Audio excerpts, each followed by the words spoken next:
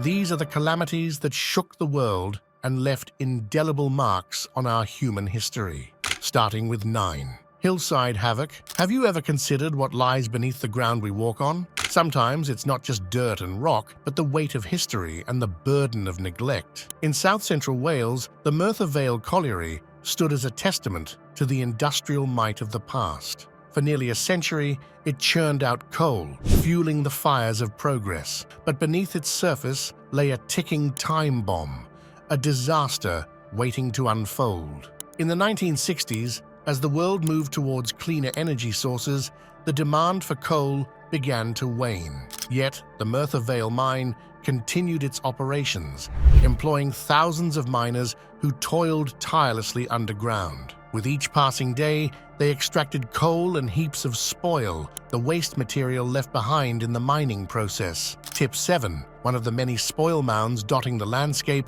loomed over the town of Aberfan like a silent sentinel. Standing over 100 feet tall, it held within its mass the weight of centuries. But what made it truly ominous was its precarious perch on the hillside, violating the very regulations set forth by the National Coal Board, its owner. As rain poured down upon the Welsh countryside in October of 1966, nature conspired with negligence to unleash tragedy upon Aberfan. The saturated soil beneath Tip 7 could no longer bear its burden, and in the dead of night it began to shift. Slowly at first, then with increasing speed, the mound of spoil slid down the hillside, unstoppable in its descent. By the time the morning sun cast its light upon Aberfan, it revealed a scene of devastation. The once bustling town lay buried beneath a sea of mud and debris, its streets silenced by the weight of loss. 2 schools, filled with innocent children, were no more, their halls now tombs of sorrow. The miners, arriving for their shifts, were met not with the familiar hum of machinery, but with the cries of the trapped and the mourning. In the face of this unimaginable tragedy, they rallied together, desperate to save their friends and neighbors from the clutches of fate. As the morning sun rose over Aberfan, the calm was shattered by a deafening roar. At around 9:15 a.m., a portion of the tip broke away, hurtling down the hillside at an alarming speed of 15 miles per hour. To the unsuspecting villagers below, it sounded like distant thunder until it was too late. The wave of blackish-gray spoil crashed through everything in its path, flattening farmhouses and severing water mains as it surged towards the town. As it descended, it gathered momentum, sweeping up mud, rocks and trees in its relentless advance. Meanwhile, hundreds of students sat innocently in their classrooms, unaware of the impending disaster. Then, without warning, the slurry crashed through the school doors, engulfing everything in its path. Pipes burst, walls crumbled, and screams filled the air as chaos ensued. Amidst the devastation, acts of heroism emerged. A cafeteria worker shielded students with her own body, while a headmaster tried to provide shelter behind a flimsy backboard. But for many, it was too late. Emergency calls flooded in at 9:25 a.m., but by then, the damage had been done. The town fell silent as the rescue efforts began, with villagers and miners alike digging frantically with whatever tools they could find. As the day wore on, survivors were pulled from the rubble, but hope dwindled with each passing hour. By the following morning, no more survivors were found, leaving behind a community shattered by grief. In the aftermath, a tribunal was convened to uncover the truth behind the disaster. It found that the National Coal Board's negligence was to blame, yet only 9 employees faced consequences for their actions. Despite the tribunal's findings, justice remained elusive for many. The Aberfan Memorial Garden now stands as a solemn reminder of the lives lost, while the Merthyr Vale Colliery closed its doors for good in 1989, leaving behind a legacy of tragedy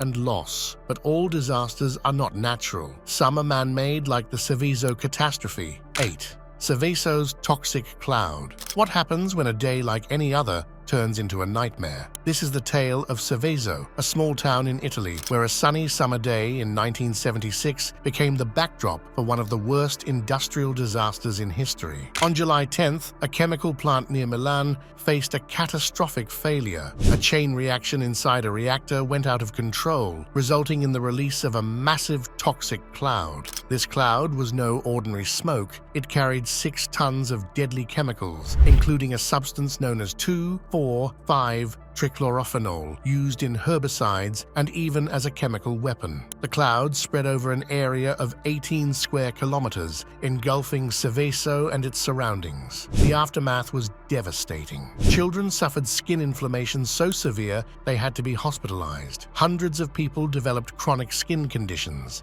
and the land became a no-go zone, forcing evacuations. The disaster didn't just affect humans, it struck at the heart of nature too. Thousands of animals perished, and many more had to be killed to stop the spread of toxins through the food chain. But the story doesn't end there. The Seveso disaster left a scar that would not heal quickly. In the years that followed, the people of Seveso saw an increase in deaths from heart and lung diseases. Cancer rates climbed, leaving a stark reminder of the disaster's long-term effects. This event led to significant changes in industrial safety regulations, including the European Union's Seveso Directive, aimed at preventing such disasters in the future. Now, shifting our focus to environmental catastrophes, let's delve into the unparalleled scale of the worst disaster in history. 7. Pacific Trash Vortex. How can something invisible be so massive? The Great Pacific Garbage Patch, a colossal expanse of debris, silently floats in the ocean, marking one of the most significant environmental disasters of our time. Spanning from the coast of California to Japan, this vast patch is more than just a pile of trash. It's a swirling vortex of waste caught in the currents of the North Pacific Ocean. It's not just a single mass, but 2 large areas of debris, one near Japan and the other between Hawaii and California. These zones trap everything from large abandoned fishing nets to tiny microplastics that cloud the water. The size of the patch is staggering, with estimates ranging from 270,000 to 5.8 million square miles. That's an area that could cover several countries, and within this expanse, items over 50 years old have been found, a testament to the enduring problem of plastic pollution.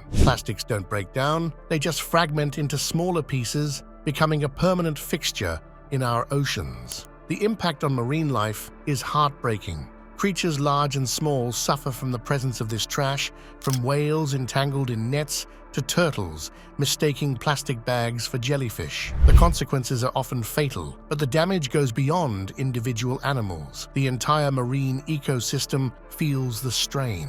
Sunlight is blocked, disrupting the growth of algae and plankton, the foundation of the ocean's food web, and the problem is still literally growing. The patch has been expanding at an alarming rate, with some estimates suggesting it's increasing tenfold every decade. Despite efforts to clean up and reduce waste, the patch continues to grow, fed by the relentless stream of garbage from human negligence. Next, let's explore the Cascade Mountains, Wellington, a town once with life but forever marked by tragedy. 6. The Wellington. In the Cascade Mountains, Wellington, Washington, stood as a testament to human perseverance. Yet, in the winter of 1910, it would bear witness to one of the most devastating disasters in American history. In the early 1900s, trains traversed the rugged terrain of the Pacific Northwest, defying nature's challenges. But on February 20th, 1910, a winter storm of unprecedented ferocity descended upon Wellington. With almost biblical proportions, it unleashed a relentless onslaught of snow and ice upon the unsuspecting town. For days, the storm raged on, burying Wellington beneath feet of heavy, compacted snow known as Cascade cement. Despite the valiant efforts of railway crews equipped with massive rotary snowplows, the onslaught proved too much to bear. Debris-laden snow piled up on the tracks, rendering them impassable. As 2 trains approached Wellington on the morning of February 23rd, passengers and crew braced themselves for a prolonged delay. Unbeknownst to them, their temporary respite would soon turn into a fight for survival. With no viable shelter in sight, the decision was made to park the trains in Wellington, nestled between Windy Mountain and Tie Creek. Days turned into a week as the storm showed no signs of abating. Communication with the outside world was severed, leaving the stranded passengers isolated and vulnerable. Then, on March 1st, as hope began to wane, nature unleashed its wrath upon Wellington. A deafening roar echoed through the mountains as a monstrous avalanche thundered down from Windy Mountain. Charles Andrews, a witness to the catastrophe, likened it to a runaway train hurtling towards disaster. The sheer force of the avalanche tore through the town, ripping the trains from their tracks and hurtling them into the ravine below. In the blink of an eye, lives were forever changed as passengers and crew were thrown from the wreckage, buried beneath tons of snow and debris. When the dust settled, the once thriving town of Wellington lay in ruins, its streets silent save for the cries of the wounded and the mourning. After the dust settled and the snow ceased its relentless assault, the survivors of the Wellington disaster faced a grim reality. With telegraph lines still down and no means of communication, they were left to fend for themselves amidst the wreckage. Rescue efforts began immediately as townspeople and railroad employees braved the treacherous conditions to reach the buried trains. For hours, they toiled tirelessly, risking their own lives in the face of secondary avalanches, desperate to save as many souls as they could. In the end, only 23 passengers emerged alive from the snow-laden wreckage. With no way to call for outside assistance, a courageous hotel guest volunteered to trek 7 miles to the nearby town of Sinnick, bearing news of the tragedy. Yet even help was not without its own peril. A spare rotary snowplow dispatched to Wellington was derailed by yet another avalanche, claiming the lives of its crew. The toll of the disaster rippled far beyond the mountains of Washington as tragedy struck once again in Rogers Pass, British Columbia, claiming the lives of 63 Canadian railroad employees. As the snow began to thaw and the true extent of the devastation became apparent, the survivors were transported to nearby Wenatchee. News of the disaster spread like wildfire, dominating headlines across the United States and Canada. In the aftermath of the avalanche, recovery efforts were painstakingly slow. Dozens of bodies, trapped beneath tons of snow, were painstakingly recovered and transported to neighboring cities. The once bustling town of Wellington fell silent, its streets deserted as the harsh winter claimed its final victims. Yet, amidst the tragedy, lessons were learned. The Great Northern Railway started a multi-year project to construct concrete snow sheds along vulnerable portions of the track, seeking to prevent future catastrophes. And though the town's name was changed to Ty in an effort to distance itself from the disaster, the memory of Wellington would live on. But fate had one final blow to deliver. In 1916, another avalanche struck Windy Mountain, claiming the lives of 8 passengers aboard a Great Northern train. With each passing year, the specter of disaster loomed large over Ty, until finally, in 1929, the town was abandoned.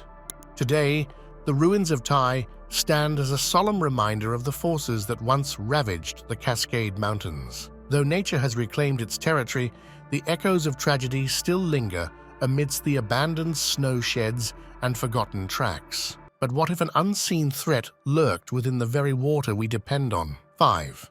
Jillin's toxic tragedy. What if one day the water we rely on turned deadly? This is the story of the Jilin chemical plant explosion, a disaster that shook the world in 2005. In the city of Jilin, China, a series of blasts at a petrochemical plant forced over 10,000 people to flee their homes. The explosions didn't just send shockwaves through the city, they released a staggering 110 tons of toxic chemicals into the Songhua River. This river wasn't just any stream. It was the lifeblood of several large cities, providing water to countless homes.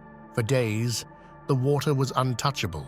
Cities had to shut off their supplies and scramble to find alternatives. Trucks had to bring in water from far away, and some places even dug new wells, hoping to never rely solely on the river again.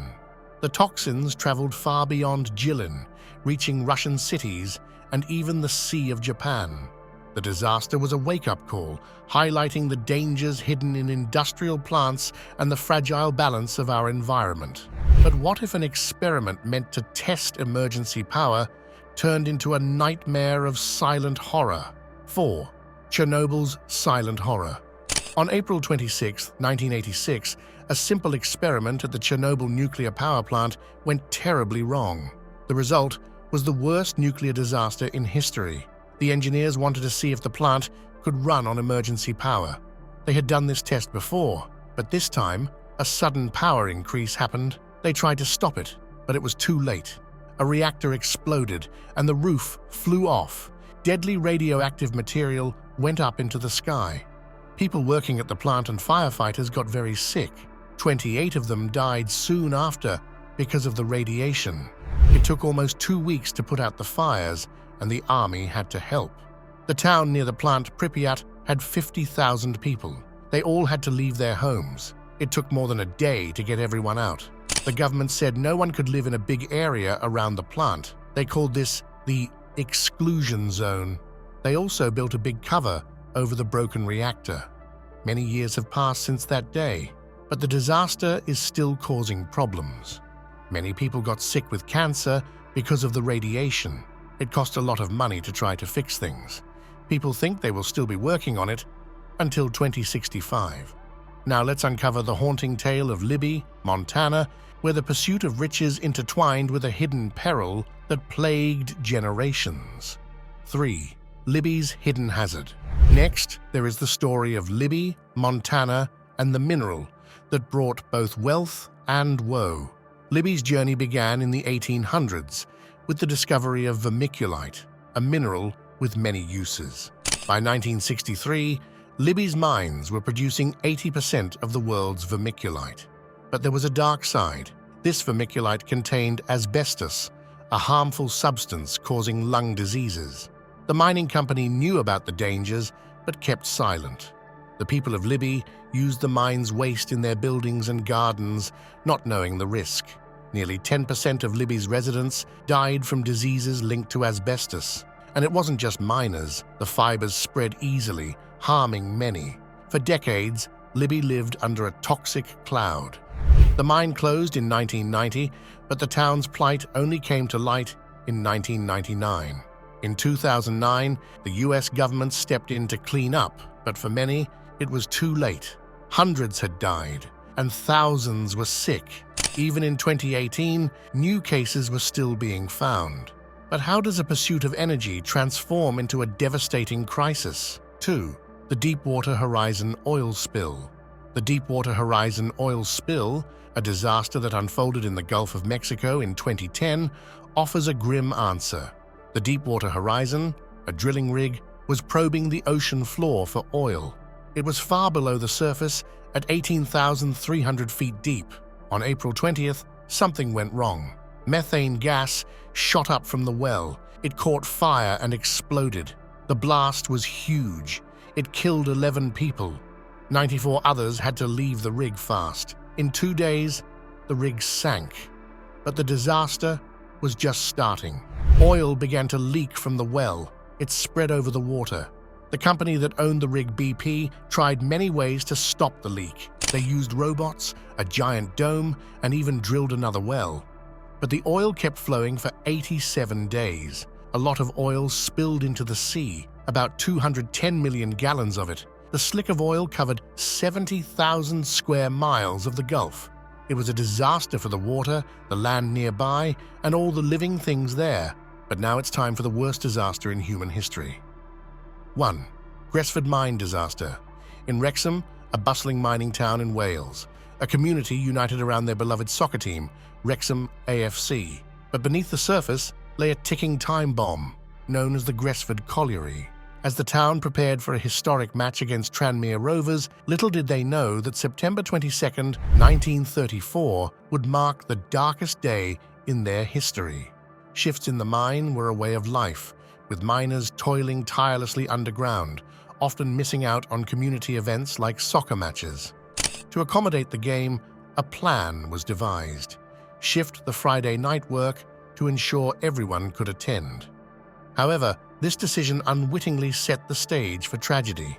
Dennis, one of the mine's shafts, was notorious for its treacherous conditions. Despite regulations mandating proper ventilation and safety measures, corners were cut and warnings were ignored. The air was thick with gases and ventilation systems were inadequate. But for the miners, it was business as usual until an ominous smell and sporadic smoke hinted at impending doom.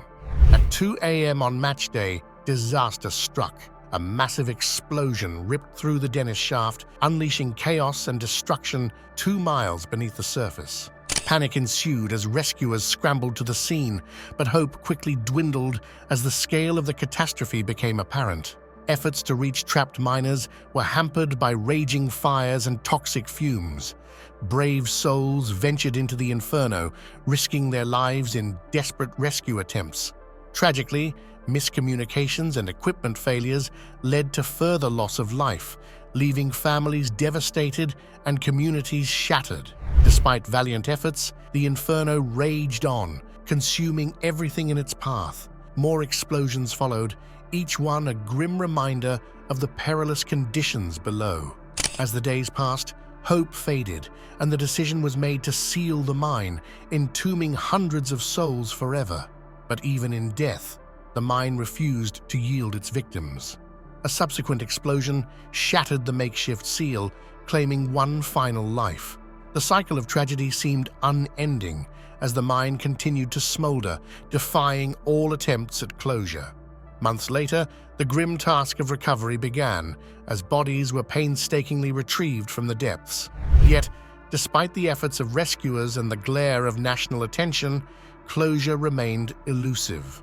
Now, that's it for today. But what do you think were the reasons behind these massive disasters?